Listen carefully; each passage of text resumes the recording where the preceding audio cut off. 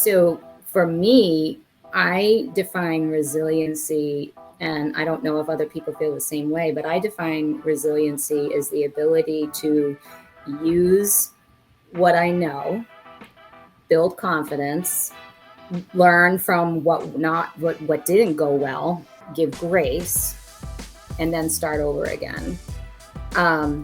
So that you're not constantly wasting energy on being super frustrated over something that you might not have had any control over.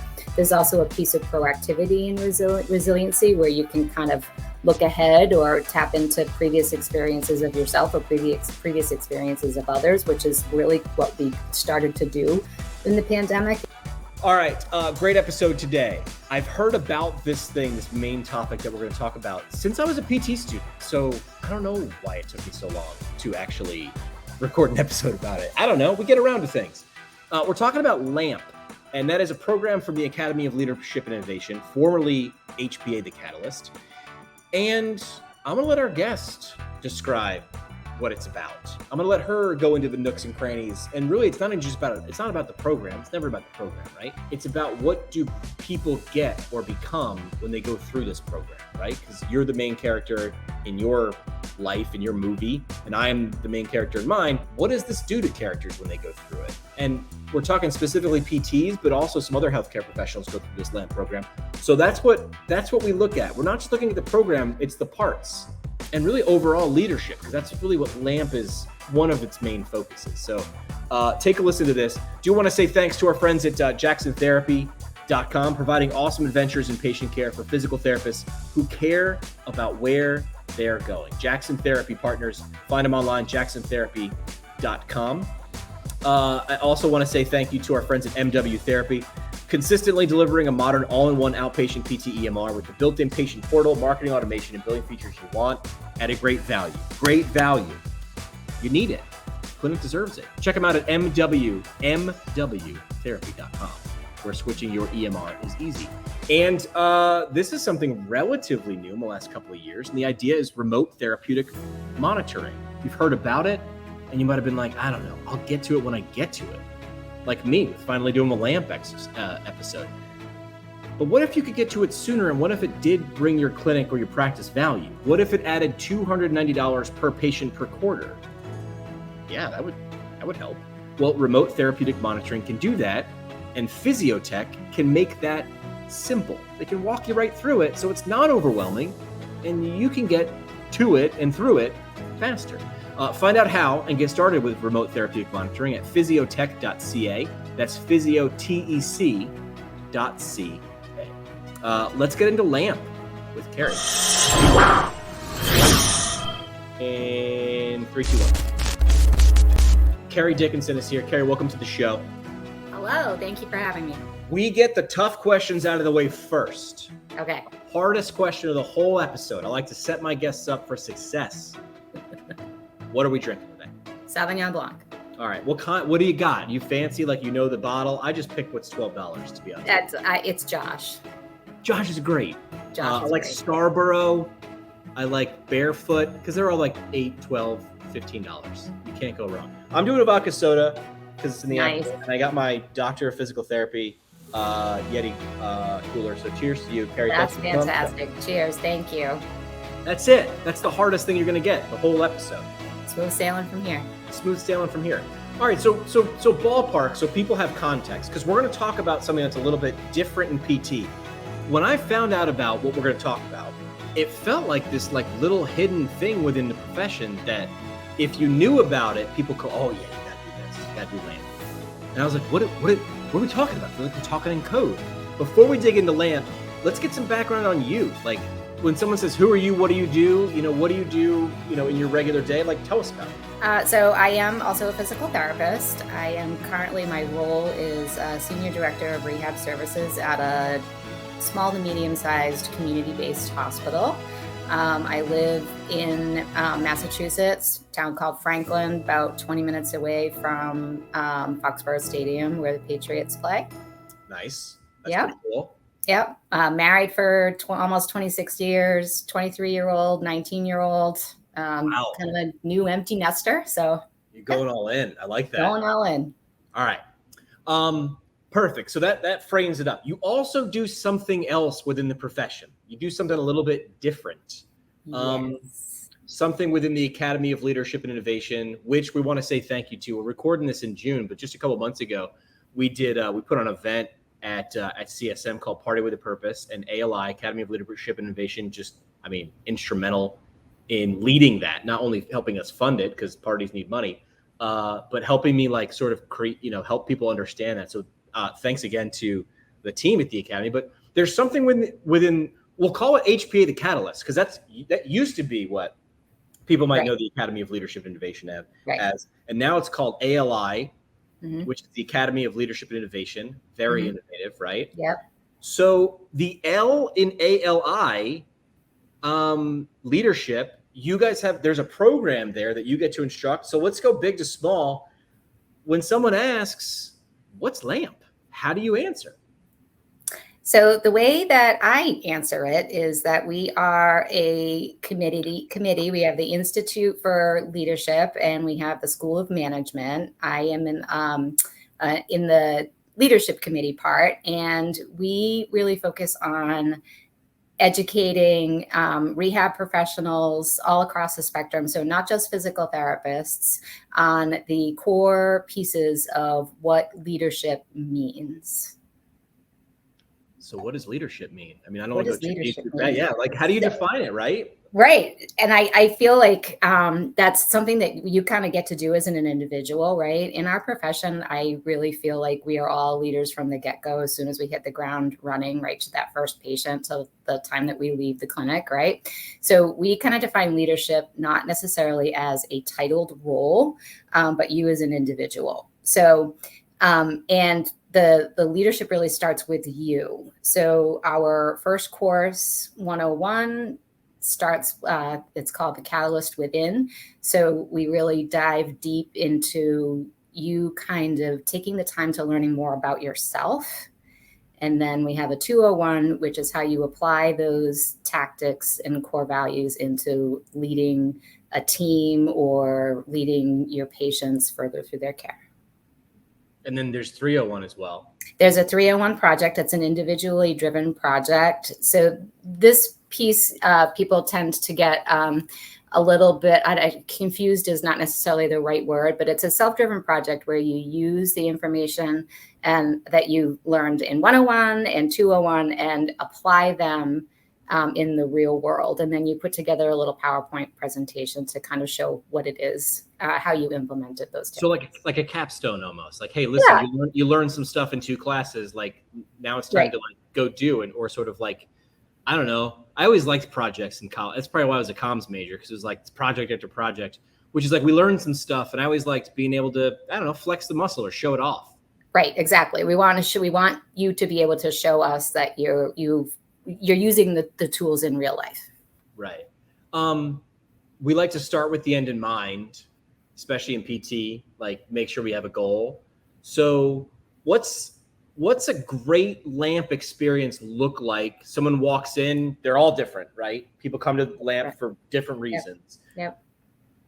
And their output's going to look different, but how would you describe, like, yeah, you had a good experience here because you're able to, or you're now enabled to, or you went from something to something? Like, what's a good outcome look? Or how would you describe a really great graduate of the program?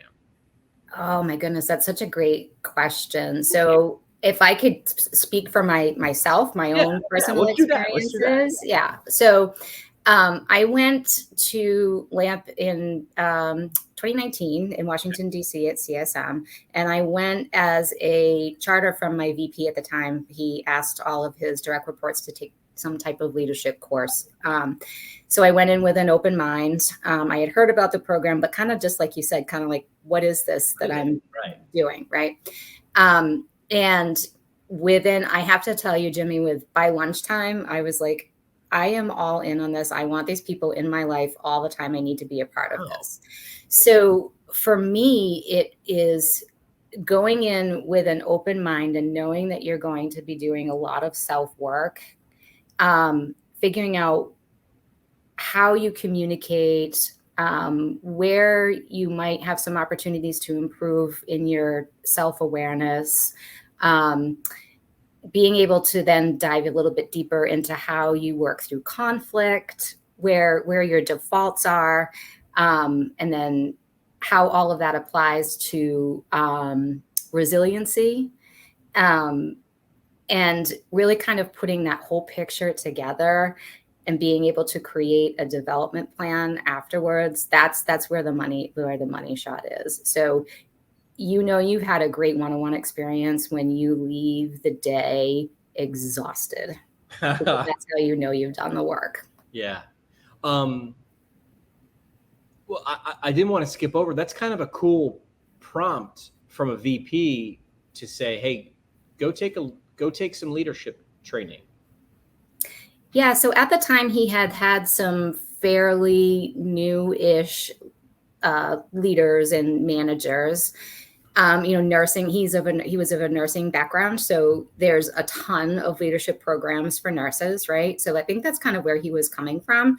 And he wanted us to find things that were within our realm. And that's why, you kind of had to really, really look for it. So, I'm grateful to him for recommending it, because I really it kind of launched me forward big time. And I'm kind of, I don't know, fascinated, but I'm definitely like, I think leadership is definitely like interesting, especially with how organizations, PT or otherwise, are structured. You do a job well, and then you get promoted. Right. And if you keep getting promoted, eventually you get put in charge of people. And now you're a leader. Right. Except leadership, as you said, it's not a position, right? It's an action, or it's an idea, or it's, and what happens, and I forget the name of this phenomenon, but I'm pretty sure all of us have experienced it, is someone gets elevated until they're not good at that job, and then they just stay there because they were good at all the jobs leading up to it. Now they're a leader, but unless they were done what your VP had done, which is, hey, we're going to give you some leadership training because we just put you in a position where leadership might be a great tool to have. If you didn't give the person that tool, you can't be all too shocked if they don't do well. Right. Exactly. And you don't know what you don't know either. You don't right? know what you don't know. You don't know what you don't know. So that was pretty forward thinking. Talk to me about a moment when you were taking LAMP. You said by lunch, you were like, I want these people in my life. Like, right. You said that it's a good experience if they go away exhausted. Tell me about something that made you uncomfortable to do, but then maybe after it, you were like, gosh, I know I was sweating and I was having a physiological response. I didn't like it. It made me feel uncomfortable. But afterward, you were like, gosh, I'm really glad that happened because I'm better for it. Is there anything that comes to mind when I sort of pitch that? Any part of the course? Yeah. So kind of when we start to do a little bit of a deep dive or grave at this, kind of scratch at the surface of self-awareness, right? We all want to really kind of feel like we're evolved individuals in that kind of category. And when you break it up into the 4 buckets, you don't ever want to take an assessment and find that you're lacking in something that's really, really important, right? So that piece can be really uncomfortable and was a little uncomfortable for me. But if you, again, approach it with that open mind and see it as an opportunity, you're just going to get so much more out of it. So that was definitely uncomfortable. I like quizzes and paradigms and things like. So what are the 4 buckets? That feels like a thing, like a tool or something. Yeah. So that actually comes from Stephen Covey's 7 Habits. It does? Oh, yeah. So emotional intelligence. So there's the quotients there. So you've got physical, social, self, and we're going to get it. We're going to get it. I might have to look it up.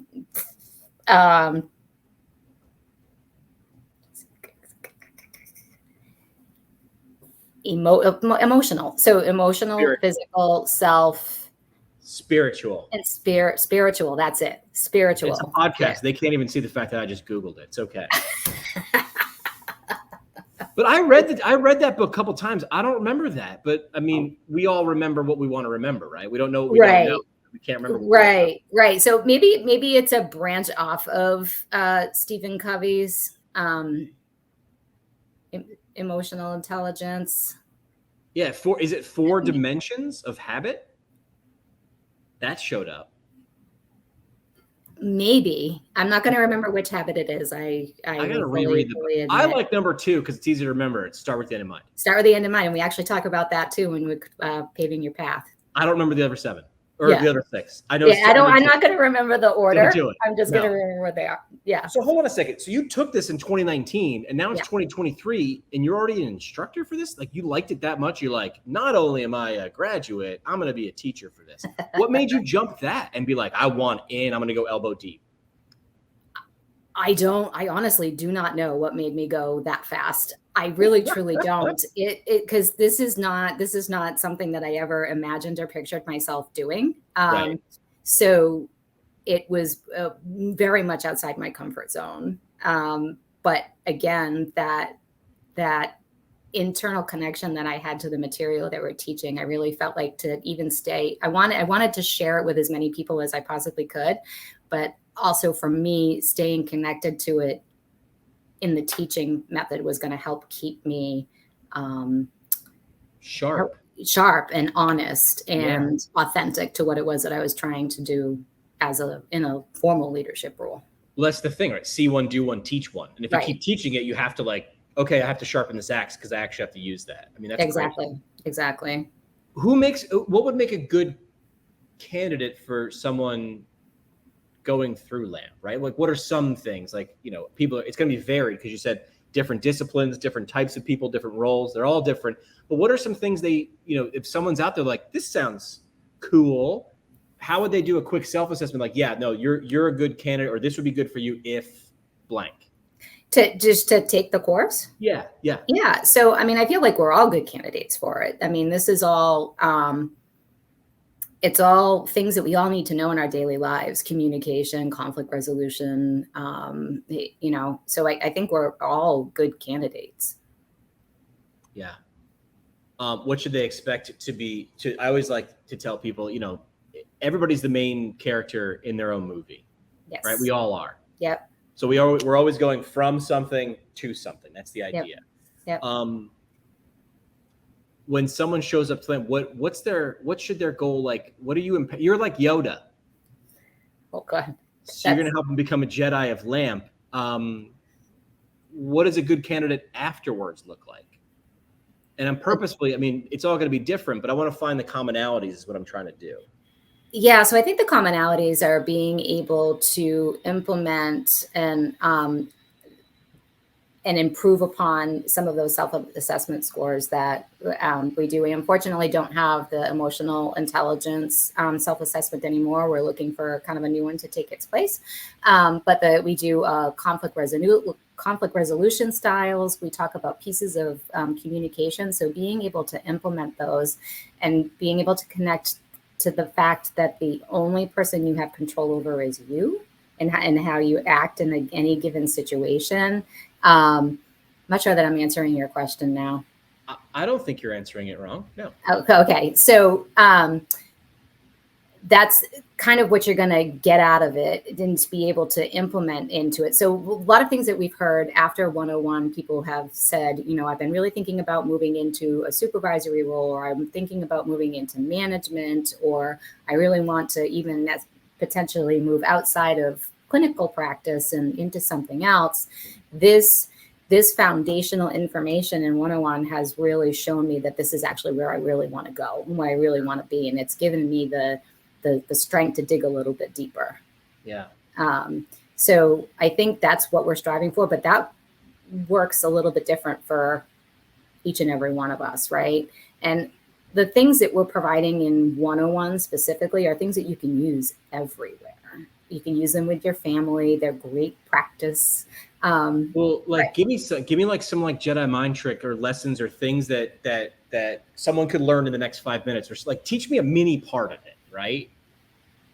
So one of the best examples that I like to give, or I think it's a great example, is back when my kids were younger, specifically when my daughter was 16, I was the active listening piece that we go into in communication, right? So with a typical 16-year-old girl, it's all you're not listening to me. And, so because we want to fix it. We're parents, we're healthcare professionals. There's a problem. We want to fix it. So being able to practice the skill of being quiet and just listening to the person in front of you empathetically, not just doing the physical motions of nodding the head and whatnot, but really, really absorbing what the person is saying, and listening to listen and not listen to reply, is a really good way to practice that. So the people with your family, because so many times, how many times have you been talking to somebody and you're hearing what they're saying and you're like, you want to jump in, not necessarily to correct or refute what they're saying, but you want to be a part of the conversation. Maybe you don't agree with what it is that they're saying, but being able to put the brakes on and just be quiet and listen to what's being said. That's, I guess, the best Yoda advice I could give. That is really good Yoda advice. I mean, and it's hard. It is hard. And obviously, most of the audience knows my background, and I always tend to look at things through a lens of communication. It's hard for me. I can't undo that. That's just, it was my job before PT. It was sort of my personality my whole life. And I'm just always intrigued by it. And did you ever see the movie Fight Club? Yep. So there was a line from Fight Club where she said, and she was using it in context of why she used to go to support groups. She would go to support groups so people would listen to her. I mean, it was if you read that book or watch the movie again, you're like, oh, it was more than Brad Pitt fighting. It was some deep stuff there. And Ed Norton's character is talking to her, and she says, when people think you're dying, they really listen to what you're saying, and they're not just waiting for their turn to talk. And I'm like, whoa. I think when I saw that, I was like 23, and I was there for the fighting and the whatever. And then the third or fourth time you see that or listen to that, and you're like, how many conversations have I been in there where I've missed opportunities, not because I wasn't smart enough, didn't respond fast enough, but because I didn't listen and I responded. I sat there listening for my turn to talk. Right.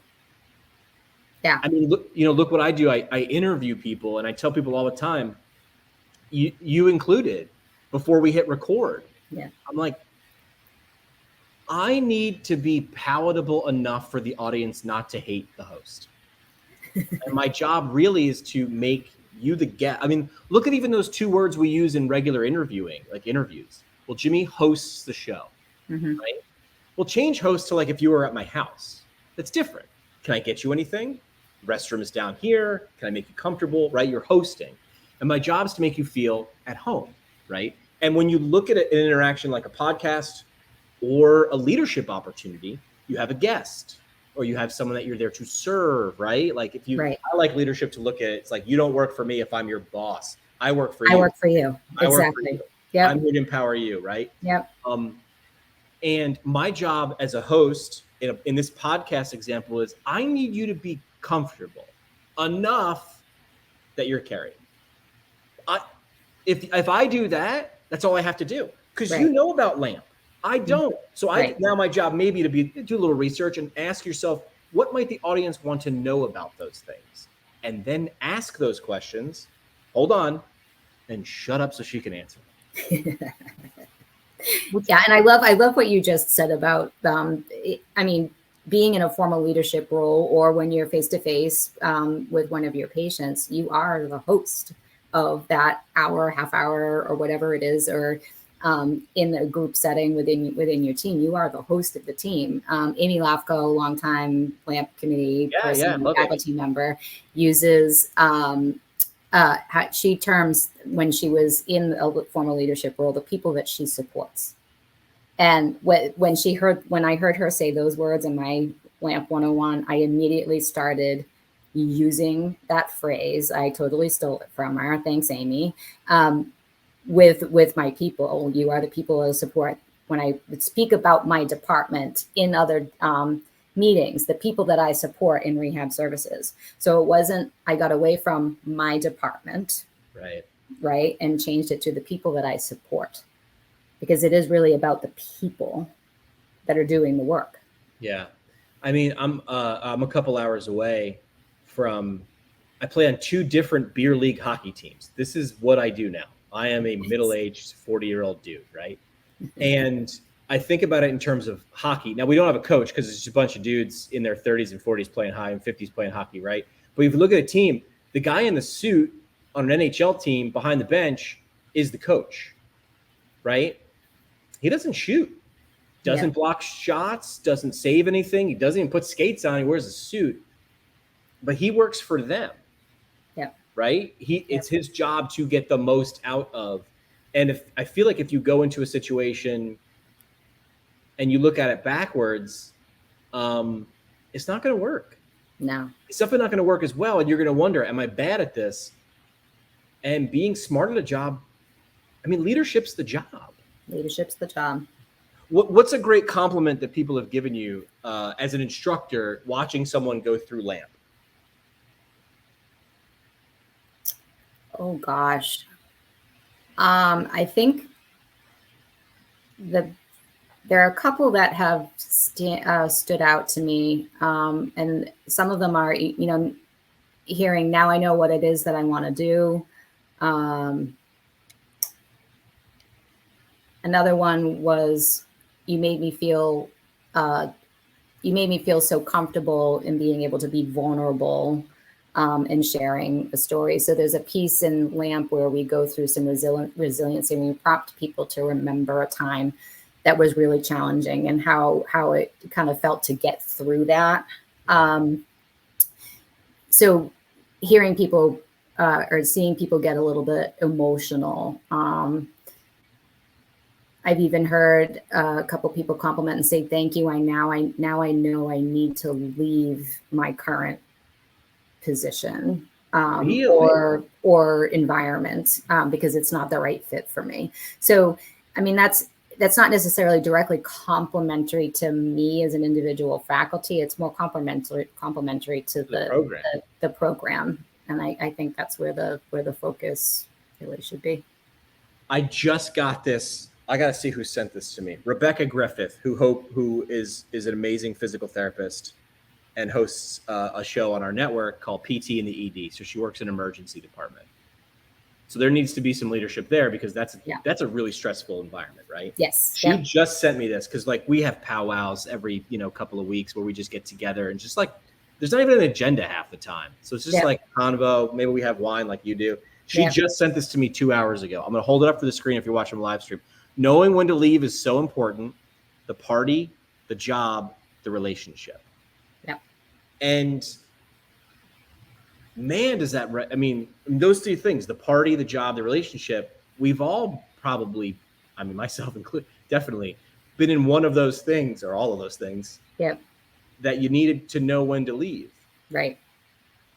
But the way to do that is, I mean, it sounds like LAMP 101 is very much about the self.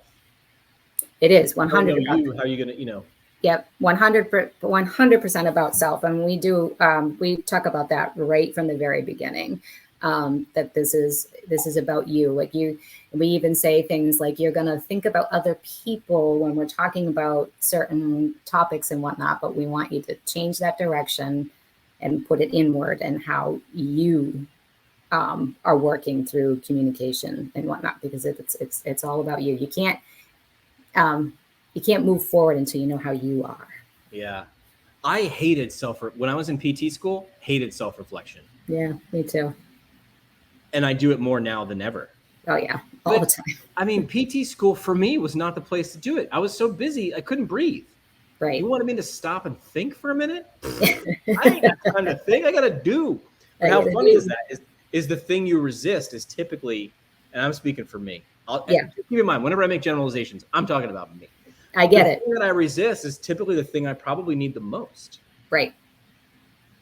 100%. You have to be really honest about that. And I mean, which is hard, right? Because it's hard. It's like you take an assessment and you're like, I might be bad at one of these. Yes. So then we've all done this, right? Like you go to take an assessment and you're thinking, you're like, this isn't going well. I better start answering so I could get a better score, not a truthful score.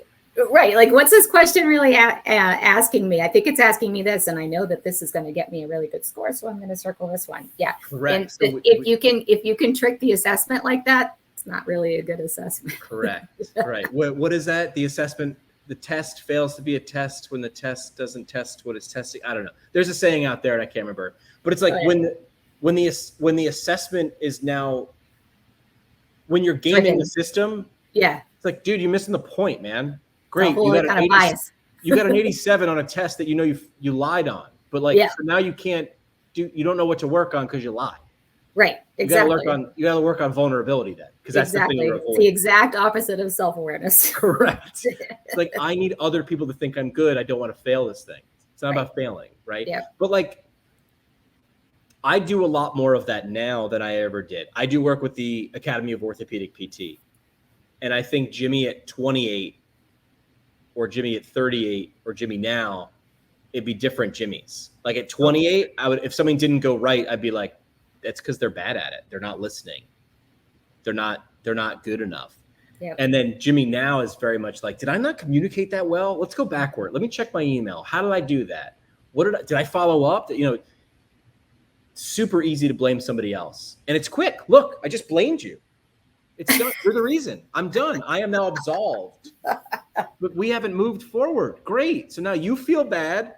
I know that I just pawned it off on you. Great. We've gone nowhere. We've learned nothing.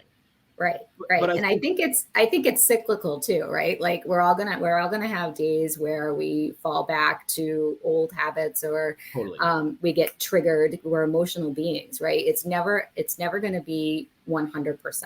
It's constant evolution, falling backwards and then doing better the next day, right? So I think having the ability to give yourself grace can just kind of further help evolve that resiliency piece. Because if you're constantly putting blame on yourself, putting blame on others, you're going to get real friggin' tired. Probably pardon my language. Can I say those words on a podcast? I don't know. Yeah. But you know what I mean? If you're constantly like blaming that person, blaming yourself, blaming that you're never able to revert back and celebrate the small wins, like what went well, tapping into that resiliency so that you can move forward and do it right the next time. Figure out what worked well. Resiliency, I feel like, wasn't really a thing people talked about until the last couple of years. Until COVID, really. Yeah. You know what? You're right. It really wasn't. So how do you, we're talking about leadership. That's like the crux of LAMP, but like, talk to me about like, how do you define, how do you, or how does the course, or if it's different or the same, define resiliency? So we in LAMP 101, they've been talking about resiliency for a long time. I just think it's been a nice breath of fresh air that we're now talking about something that people are a little bit more in tune with since COVID, for sure. So for me, I define resiliency, and I don't know if other people feel the same way, but I define resiliency as the ability to use what I know, build confidence, learn from what didn't go well, give grace, and then start over again, so that you're not constantly wasting energy on being super frustrated over something that you might not have had any control over.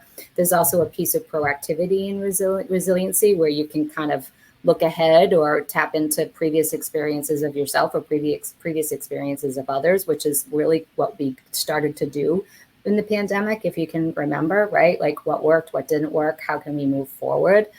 The biggest piece also is reflection, giving your brain time to review and then let go. And I think it's the let go piece that we tend to fall short on as human beings, right? We experience something, we put the lid on it, and then we put it in our brain and never go back to revisit it, right? So it just kind of sits there and festers. Yeah, I think it was the last 3 years that that word started to get more and more attention, or that concept started to get more and more attention, because I think we sense that everybody's going through something. I mean, I think I love quotes. Robin Williams said, every single person you meet is going through something. So he said something like, if you want to, so be kind, because you Right. don't, essentially he was saying like, you don't know what that we're all doing something, man. There's some, Right. I mean, look at like his life, right? Funny Yeah. guy. Yeah. And he was going through stuff that people could not imagine. Look how happy he is. It's like Right. I mean, how poignant of a quote for someone who had such a tragic end, right? Where Right. it really like exemplified how important that is. Like every single person you meet is going through something. So what are we supposed to do about it? The idea is let's arm people with tools that they can process these things. Exactly. So it's not like I was born more resilient than others. Might have been, but this is a talent. This is a skill. You can build. It's a skill. You can grow on it. You can strengthen it. Resiliency is a muscle. We talk about that as well. You can actually strengthen it by tapping into paying attention to those cylinders like we talked about through energy management and things like that. Yeah, don't mistake being busy for being productive. Right. Right. I fall into that unless I'm like, what am I doing? Right. I'm burning a lot of mental calories right now, but am I getting closer to anything? Like, no. All right, go outside for 10 minutes, come back in and be ready to go. Exactly. That's it. Yeah. So let's get like, this is now nuts and bolts. How often is LAMP given? Like, how long is each course? Where do people take them? Yada, yada. Like, what's the physics of LAMP? So the physics of LAMP, typically what happens is an institution or a chapter within the APTA will reach out to us to schedule a course, and we go to the facility or wherever the chapter is going to host the program. You can find us on the Ally website. We tend to do 12 courses a year plus CSM. We will obviously avoid the summer months because it's hard to get people to attend courses during the summer months. It is a weekend long program. So we get 2 days, Saturday and Sunday typically. At CSM, we're pre-con. So whatever, I guess it's Tuesday and Wednesday before CSM. That's kind of fun. We host both 101 and 201 at CSM. So they're both there. And then you said 301 sort of like your capstone, self-paced. Let's flex that muscle that you just sort of didn't know you had or started to master. Exactly. Cool. What didn't I, you know what? I used to think this was a lazy question. Someone actually told me I think it's a lazy question, and I don't think it is. My next question is there anything I didn't ask about LAMP that you'd want people to know about it? If they're still listening 30 minutes into this conversation, they're like, is there anything I didn't ask that you're like, I always see someone, I call it the eyebrow test. Yeah. When you say something to someone and they go, ooh, it's like, ooh, whatever that was, I should probably bring that up earlier in the conversation. So is there anything that gives people the eyebrow test or makes them pass the eyebrow test about LAMP that I didn't get a chance to ask? Well, I want to let everybody know that we are more than teaching classes. We are a committee as well. What does that mean? We have a committee of, I think it's about 25. We did a huge amount of growth right after the pandemic. So we are a committee that really focuses on content. Within the APTA, we have a whole strategic plan within the academy and within the APTA to try and bring everybody together so that everybody's getting the same information. There's also LAMP management that focuses on the management piece. There's management and there's leadership. Not one is better than the other, but if you're in a particular role that requires both, it's also a great program to have. The management people have put together a bigger certification for a therapist. They're calling it a therapist executive certification program, which is going to be launched at CSM in February. So that's super exciting. Some of our LAMP committee, including myself, were subject matter experts for the leadership portion of the management certification. So we've got a lot going on. We were doing some work on DEI initiatives as well to make sure that we're staying relevant. And I had a conversation not long ago with somebody on a state APTA state chapter DE&I committee, and I said this was the buzzword 2 years ago, How do we make sure it doesn't fade away like a buzzword does, right? How do you make sure everybody will raise their hand and say, this is important? We're checking the receipts, man. Like, coming back 2, 3, 5, 7, 10 years later going, are you still living those things that you said you would? Because if you're not, that feels critical, right? Yeah, we want to make sure that when we're talking about those super important things like DEI, that it is in every single piece of the conversation that we're talking about, just not one individual module. So I think that's kind of the approach that we're taking. Yeah, it's like leadership. It's not a department. Communication is not a department. No. Creativity is not a department. These are things. So diversity, equity, inclusion cannot be a department. It needs to be everywhere. It needs to be everywhere. It's not going. It's not going everywhere it needs to be. Exactly. All right. So we knocked out. There's nothing I didn't ask. I want to make sure. I don't think so. This was super fun for me. So you can always have another drink. I never say no. You can have another drink. We hang out. We have a section of the show called 3 Questions. Are you ready to do 3 questions? Sure. Let's do it.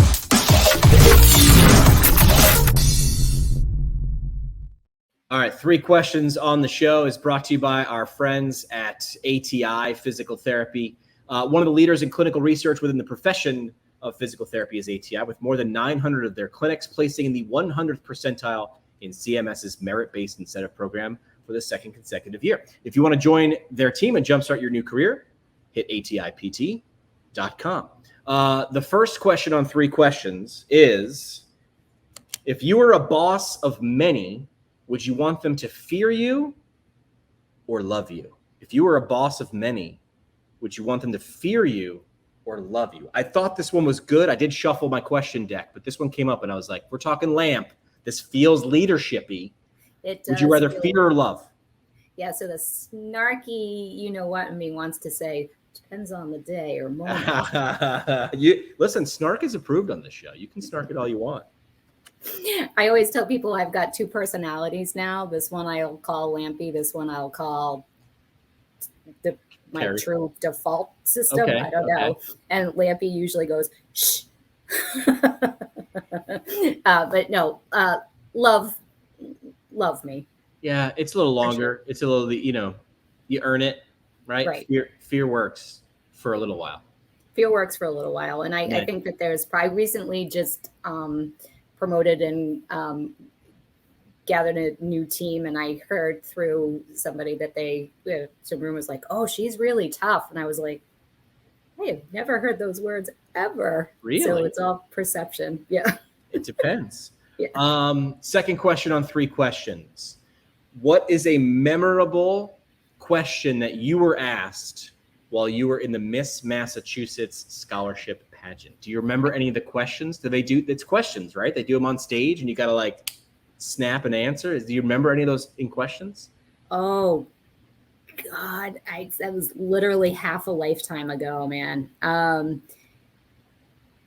I might be having some PTSD now. Or even, but I mean, you must prepare for those. They must do preparation. Do any of them that come up that you practiced answers? You must have had some answers prepared or at least structured in your brain. I'm always curious how you prepared for those things. So usually when you're on stage, things have changed a long time ago because I'm literally saying this was 25 years ago. 20. Right. Nope. 8, 9. A really long time ago.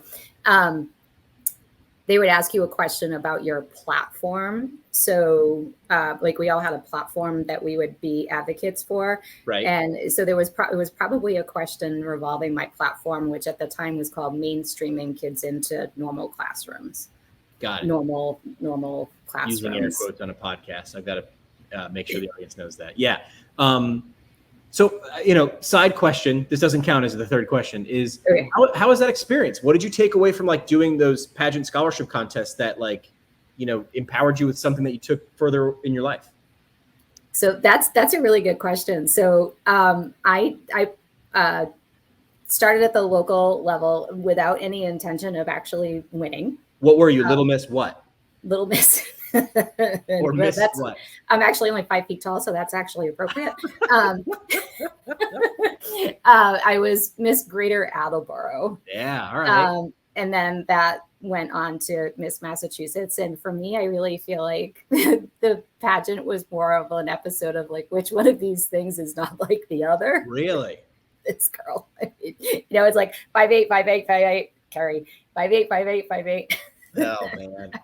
But no, from a learning experience, it was a really good experience. Kind of launching me into being a little bit more self-sufficient. The interview was really, really tough. You're interviewed by a panel. That was really tough. It was very much. Sure, that cannot be. Yeah. Easy. It was tough. And it was very much outside of my realm. I was not a pageant girl. I did not grow up in pageants like a lot of the other contestants did. So it was a little, I don't want to say, humbling isn't the right word. I guess humbling is the only thing that I can. Feels like if we draw from the rest of the things we've talked about, it feels like a little bit of like forced resiliency, or like a good trial by fire version of how to build resilience, because that can't be easy. Yeah, I mean, you're being literally judged, tested, walking on a stage and whatnot. I was super excited to be able to. I was a dancer for a very long time, so it gave me the opportunity to dance. Yeah. So that's kind of what I tapped into. I mean, just absolutely amazing young women, super smart. Harvard. The contestant that won that year was from Harvard. She was absolutely amazing. So yeah, it was a Miss Arizona last year is a physical therapist. I found that out on, these are the things you learn on Instagram. Yeah, that's fantastic. All right. I didn't know that. Third question on 3 questions. I've got 2 left. Do you want A or B? I'll let you decide. A. Wait, what did I do? A or B? I think what's the best present you ever received? What's the best? Doesn't need to be the biggest, the most expensive. Define best however you want. What's the best present you ever received? What do you got? Okay. So I'm going to get a little cornbally with you. My husband does these occasionally once a week things. He'll do like, here's your Tuesday present. And it will simply be a poured glass of wine waiting for me when I come home from work, or a huge salad made for my lunch. So I don't have to actually make my lunch the next day.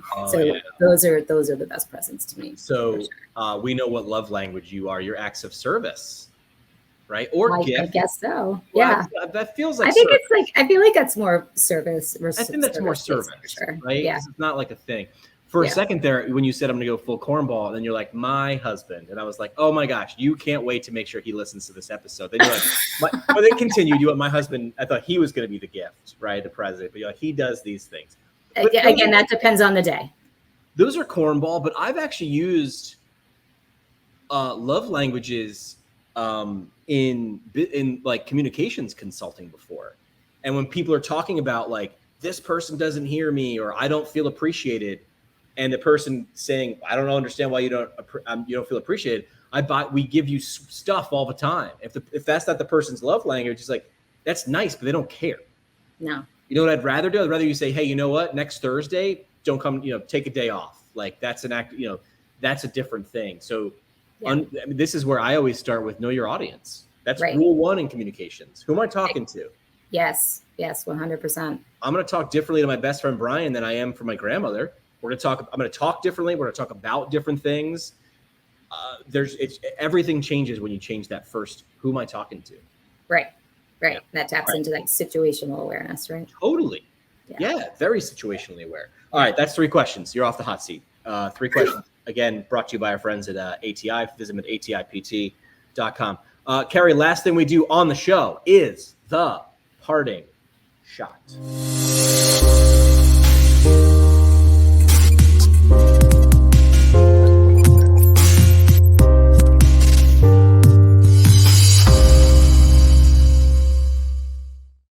So much drama and build up with that music right there. Amazing. All right, parting shot brought to you by our friends at the Academy of Orthopedic Physical Therapy. Find them online at orthopt.org. Their leading course, as we're talking about LAMP from ALI, Current Concepts. If you're trying to level up or try to improve your orthopedic knowledge, Current Concepts of Orthopedic PT, and its 5th edition, available now at orthopt.org. I tell people it's like the perfect roadmap from wherever you are to like maybe starting that OCS exam. If you want to do that, that's what Current Concepts is for. Again, orthopt.org. So Keri, parting shot, mic drop moment, soapbox statement. You can say something that you've said previous in the episode, or you can do something new, but what would you want to leave the audience with as we wrap up? Oh my goodness. Okay. So for everyone out there looking for a new venture, whether it's self-improvement, improving your clinical outcomes from a relationship point with your patients, really consider joining us for LAMP 101, 201, and 301 to get that certificate. You will not be sorry in what it is that you learn from us and being able to really grasp onto some tools to utilize throughout your career, your interpersonal relationships. Yeah. My final thought is this is something that is important, but likely not touched in PT school. No. At all. I mean, I don't. Not PT school. Right. Yeah. Like, again, I'm old, so I don't know. I mean, I do feel like, I mean, we could talk for hours and hours, but I do feel like it'll probably move in that direction. I think people will. So. Yeah. But isn't that great? Is now we're looking, maybe that's physical therapy academia as a whole doing some self-reflection and going, hey, we got some stuff in here that's important, or sorry, some things that are important that aren't in here. Maybe we need to change. Yeah, and that might be might be up to us that are in the field to circle back to the universities to say this is what we really need to touch on. I got news for you, Keri. We're it. We're it. We're it. Like, we're it. Yep. And I think academics, and I'm speaking for academics like I am one. I'm not. Me either. They need it, right? Yes. That's reflection and feedback. And if it's a closed loop, it doesn't work. And if it's an open loop and there is feedback and there is reflection, it's going to change. And, sometimes people get scared about change, but change is the only constant, right? Change is the only constant. And we talk about that too in 201. There you go. All right. So in the show notes, you will find, we'll put the link for the Academy of Leadership and Innovation in there, and specific resources and links to LAMP. The next episode, so this is a forward tease. This is what radio DJs do. Coming up in the next episode, which will drop a day or two after this one, we're going to talk to our show producer who's been producing behind the scenes this podcast, Juliet Dassinger. She went and took LAMP. Were you her instructor? I was one of the instructors. Yep. So we're going to flip it and we're going to ask, like, essentially, hey, how was the experience? We just asked Keri all these questions from a person who took the course, is now an instructor, and is kind of intimately involved with it. We're going to go to the student and hear from them. I feel like that's the only way to do it. We could do a brochure, but that's not three-dimensional. Keri's three-dimensional. Juliet going to be very, very three-dimensional. So that is the follow-up episode. So that's what we got. Well, Keri, thanks so much for the time for doing this. And I mean, it just sounds like LAMP is a great resource. It is. It's a literal lifeline. Perfect. All right. Well, they say the best conversations happen at happy hour. Thanks for coming to ours. Thank you so much.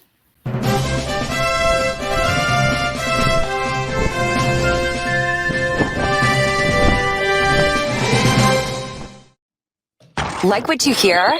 Tell a friend or leave a review on iTunes or Google Play. The show today is brought to you by the Brooks Institute of Higher Learning, an innovator in providing advanced post-professional education. The Brooks IHL offers 7 on-site PT residencies, including orthopedics, women's health, geriatrics, pediatrics, sports, and neurology, as well as a neurologic OT fellowship, a competitive OMPT fellowship, and a speech therapy clinical fellowship. Therapists that complete a residency or fellowship through the Brooks IHL will markedly advance their knowledge and skills in a specialty area of practice. Learn more about how a residency or fellowship can help you advance your professional development at brooksihl.org.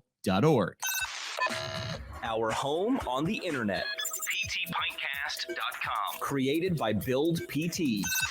Build PT provides marketing services specifically for private practice PTs. From website development and hosting, Providing content marketing solutions for PT clinics across the country. See what Build PT can do for you today at BuildPT.com. The PT Pintcast is a product of PT Pintcast LLC. It is hosted and produced by PT Pintcast CEO Jim McKay and CBO Sky Donovan from Marymount University.